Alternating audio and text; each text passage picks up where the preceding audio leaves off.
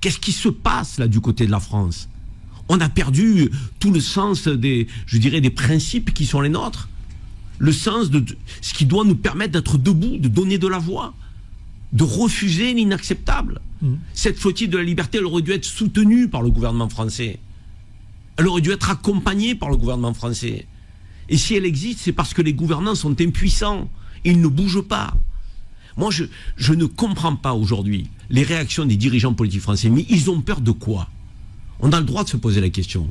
Ces dirigeants politiques français qui accompagnent le génocide, qui font semblant de le dénoncer, qui disent d'un côté c'est une honte ce que fait Netanyahou, mais de l'autre côté qui sont dans l'inaction la plus totale.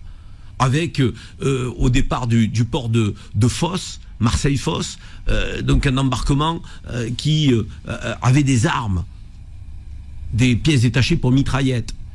Alors, elle est où la honte? Elle est de quel côté la honte?